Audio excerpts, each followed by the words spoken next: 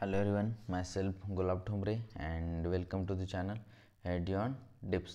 बघा आजच्या लेक्चरमध्ये बघणार आहोत त्याच पोलन प्रोडक्टबद्दल थोडंसं बघणार आहोत आणि त्यानंतर मग पोलनची व्हायबिलिटी ह्याच्याबद्दल थोडंसं आपण बघणार आहोत. ओके, पाठीमागच्या लेक्चरमध्ये आपण पोलन ग्रेनबद्दल बघितलं होतं. पहिल्या स्टार्टिंगला पोलनचे डिटेल्स आणि त्यानंतर मग पोलनमध्ये काय म्हणतात पोलनचे दोन लेअर होते, दॅट इज एक्झाइन आणि intine.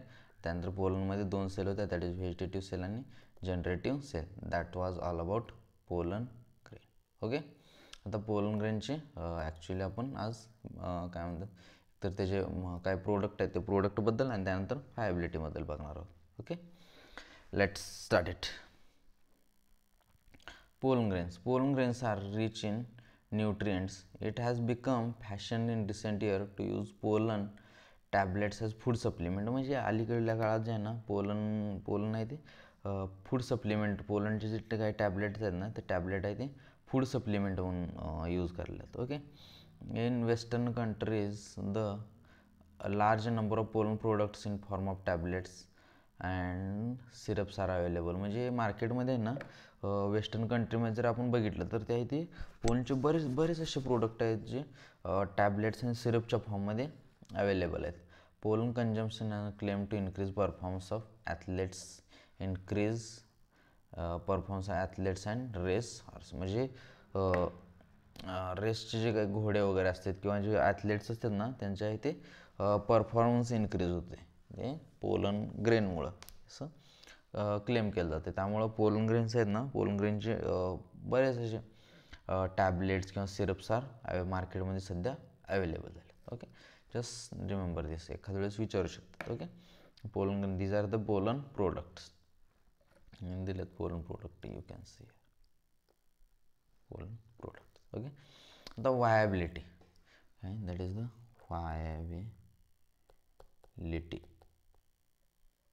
viability of pollen grain. Once they are shed, pollen grains have to land on stigma before they lose viability if they to bring out fertilization. म्हणजे त्यांना जर फर्टिलायझेशन करायचं असेल तर स्टिग्मावरती लँड व्हावे म्हणजे त्यांची व्हायबिलिटी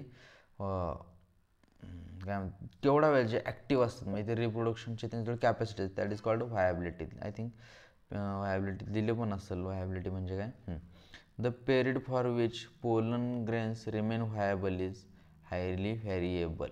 ओके, म्हणजे काय तर जेवढा वेळ पोलन व्हायबल असते ना that is called as a viability. Okay, म्हणजे जेवढ्या वेळात सपोज काही तासात होते तर काही जण असतात ते काय पोलन ग्रेन जे असतात ना काही प्लांट्सचे ते आहे ते ऑलमोस्ट काही महिने काही वर्ष हे असतात. ओके, सो तेवढ्या वेळात रिप्रोडक्शन करू शकते. रिप्रोडक्शनची त्यांच्याकडे कॅपॅसिटी असते, that is called as the period जो असतो ना त्या पिरियडला काय म्हणतात व्हायबिलिटी असं म्हणतात. ओके, लूज द व्हायबिलिटी, त्यांची जर व्हायबिलिटी गेली ना देन फर्टिलायझेशन ब्रिंग आउट करू शकत नाही.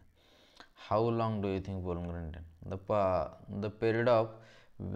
period of for which pollen grains remain viable is highly variable and some extent depends on the prevailing temperature and humidity वरती सुद्धा depend. In some cereals such as rice and wheat, pollen grains lose viability in 30 minutes. Rice आणि व्हीटमध्ये हे किती आहे, rice and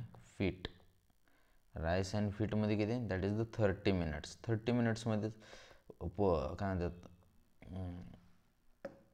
ह्याचं हे व्हायला पाहिजे, काय म्हणतात स्टिग्मावरती लगेच लँड व्हायला पाहिजे. अदरवाईज 30 मिनिटपेक्षा जास्त गेलं ना त्यांनी जी व्हायबिलिटी जाते. सो ह्याचं मग नंतर स्टिग्मावरती जरी गेलं then also no use. Okay, remembers Rosaceae, Leguminosae and Solanaceae. Okay, they maintain viability for months. Okay, कोणते रोजेशियाय,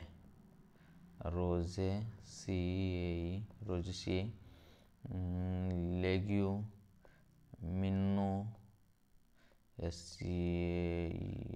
ओके, अँड सोलॅनसियाय. ओके, सगळ्यांचं मंथ्स. Okay, for months.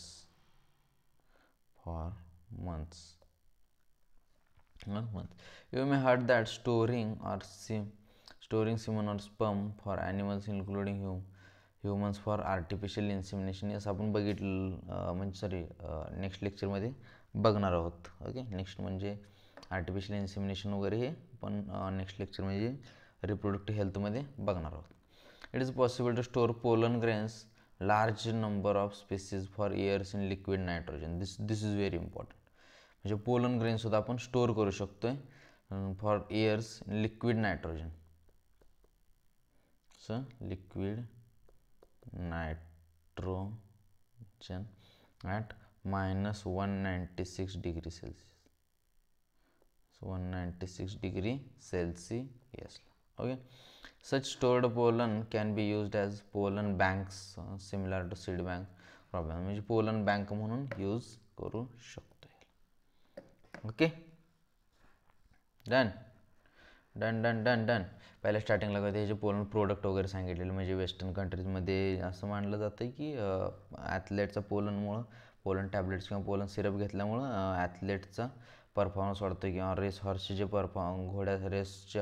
रेसचे जे घोड्या वगैरे असते त्यांचा परफॉर्मन्स वाढतो असं मानलं जातं आहे. त्यामुळं त्याचे प्रोडक्ट आहेत. ओके, त्यानंतर व्हायबिलिटीमध्ये काय राईस आणि व्हीटची जे पोलन ग्रेन आहे त्याची व्हायबिलिटी किती 30 मिनिट. आणि ते जो रोजेशिया लेग्युमिनेशिया सोलेनेशिया जे हे प्लांट आहे त्याची व्हायबिलिटी किती आहे that is the for months. Okay, आणि लिक्विड नायट्रोजनमध्ये जर हे केलं दॅट इज -196 degree Celsiusला स्टोअर करू शकतो लिक्विड नायट्रोजनमध्ये पोलन ग्रेन.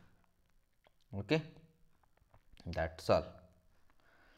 आता नेक्स्ट लेक्चरमध्ये आपण pistil, megasporangium and embryo sac आपण नवीन पार्ट स्टार्ट करणार. Okay, thank you so much.